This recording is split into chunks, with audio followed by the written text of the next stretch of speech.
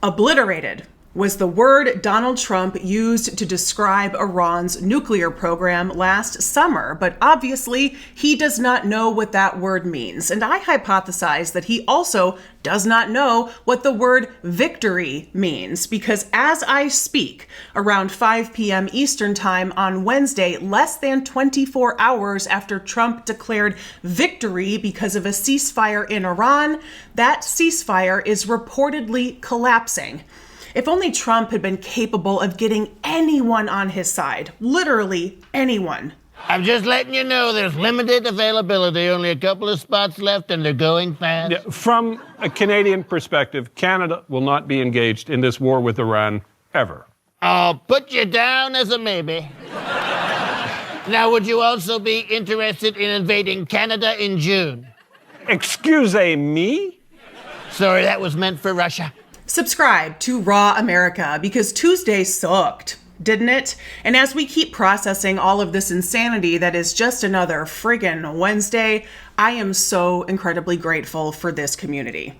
I'm also grateful for level heads around the world who see Trump for the criminal he is, and I am increasingly grateful for the geniuses at 22 Minutes up in Canada, whose political satire remains a consistent bright spot.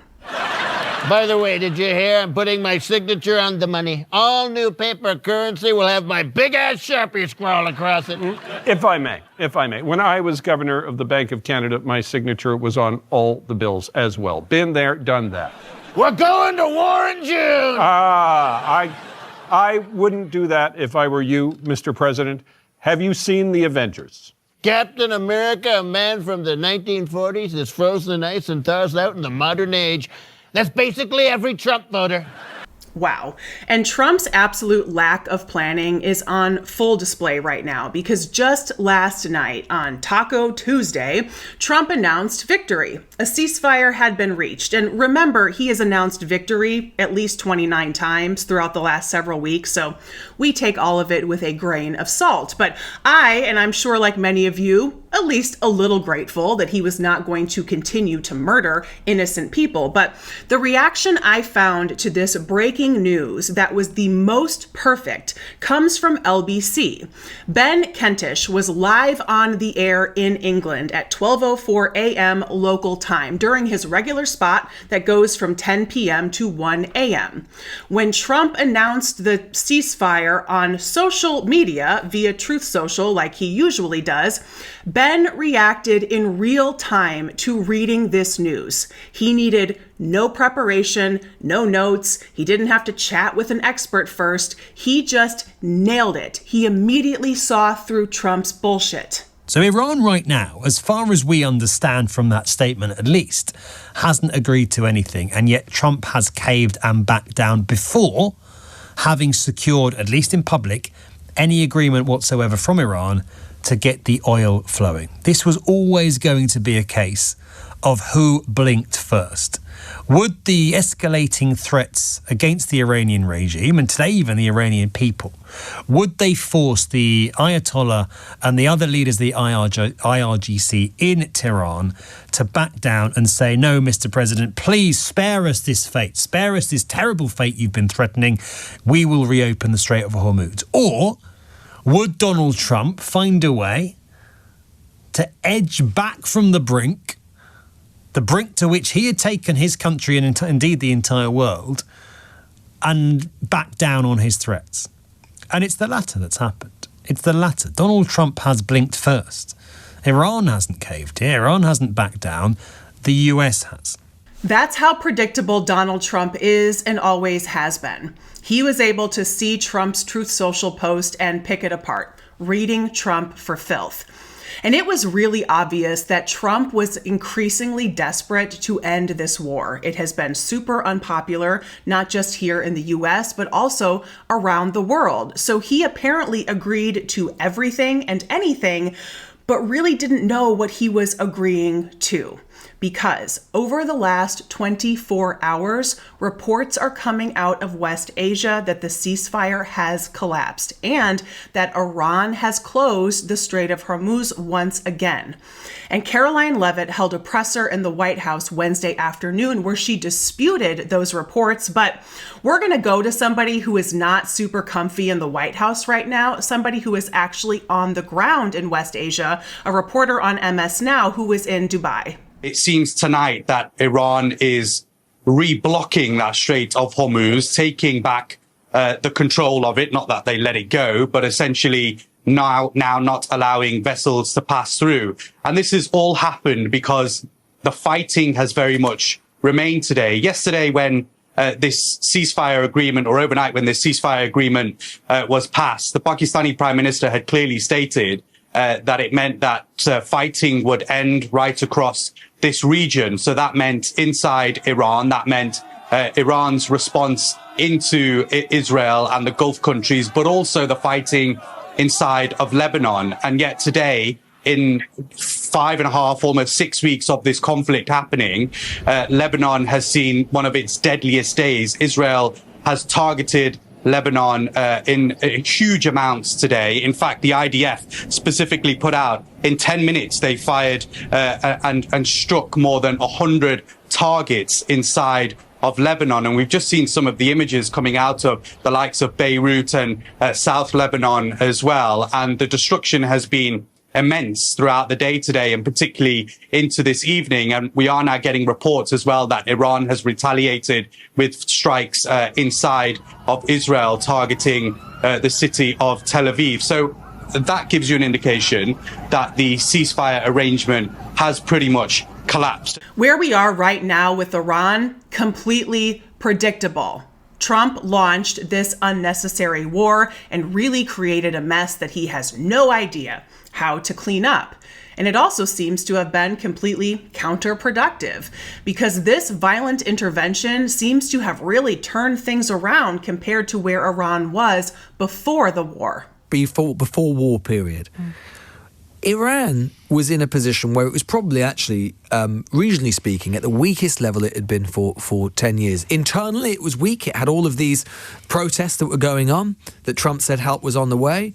Its proxies, whether it was Hezbollah or Hamas across the region, were significantly weakened, largely as a result, it has to be said, of US and Israeli military action. And they were economically, as a result of the runaway inflation that was taking place in the country, they were in a weak position. And the balance of fear was on the American side. The Iranians feared an American or Israeli military incursion because they could not know what the consequences would be. Now, I would say, posit, that position has been inverted. Now it is the Americans who think that they have most to fear from the fighting resuming. As I mentioned at the beginning of the video, Trump does not know the meaning of the word obliterated. And I also hypothesized that he does not know the meaning of the word victory. And throughout this video, I have offered examples to support that hypothesis. So let's sum those up right now. There are 4 of them. Number 1, Trump and his administration, including Pete Hegseth, claim that they have achieved victory because Iran's military capabilities have been decimated. But obviously, that is not true, based on the reporting we saw from MS Now and the reality that Iran shot down one of our planes just a few days ago. Not only are they doing that, they are launching attacks at neighboring nations currently. Obviously, they still have military capabilities. Number 2, Trump claiming their nuclear program has been eliminated. Well, we can take that with a grain of salt because that program was obliterated last summer. Remember these multi-syllabic words? Very difficult for Trump and his entire gang. What we do know about Iran's nuclear program as of today is that we don't know anything because there is a huge amount of enriched uranium that is unaccounted for. So we have no idea the status of their nuclear development as of right now. Number 3, Trump claims regime change has been achieved. It hasn't. They just replaced a bunch of evil guys with a bunch more evil guys. And this is evident by the fact that Ayatollah Khamenei was just replaced with his son, who is now, again, Ayatollah Khamenei. And number 4, the Strait of Hormuz. That was the whole point of yesterday's announcement from Donald Trump, is that Iran agreed to open the strait. And they did for a brief period of time, but reporting is, as of today, the strait is now closed, even though the White House, including Caroline Leavitt, dispute that reporting. But even when the strait was open, Iran is now charging a toll for anyone to pass through. And Trump claimed it was kind of his idea, that it's a joint operation between him and Iran to now charge a toll. And he called this a beautiful thing. So Donald Trump thinks it's a beautiful thing that Iran has found a way to make more money, thus further enriching the Iranian regime. And he thinks it's a beautiful thing that all of us are going to be paying more for things we are buying to offset the toll that companies are paying. So we, all of us, are also now subsidizing the Iranian regime. That's what Trump calls a beautiful thing. Does any of that sound like a victory? Of course not, because it isn't. And the callousness with which Donald Trump talks about making money now in the Strait of Hormuz, like it was this genius idea, is really, really painful, especially when you think about the people of Iran who have been completely left out of any conversation. They are not even on the priority list anymore, because the people of Iran are continuing to be exploited by people like Donald Trump and whoever is in charge of the Iranian regime at any given moment over the past several decades. And every time somebody promises to help them, they hurt them, and they actually end up enriching the regime further. Of course, this is a developing story, and who the hell knows what has happened in the last 10 minutes that I've been recording this, because I have not yet refreshed my browser. So I will check out that shit show here when I wrap up. But as a reminder, I'm recording this around 5 p.m. Eastern time on Wednesday. So make sure you subscribe to Raw America to keep up with the latest from this team. We are going to keep covering Iran, the US, Trump, and yes, amazing political satirists like the people at 22 Minutes. For Raw America, I am Corinne Straight. Thank you so much for watching, and I'll see y'all next time.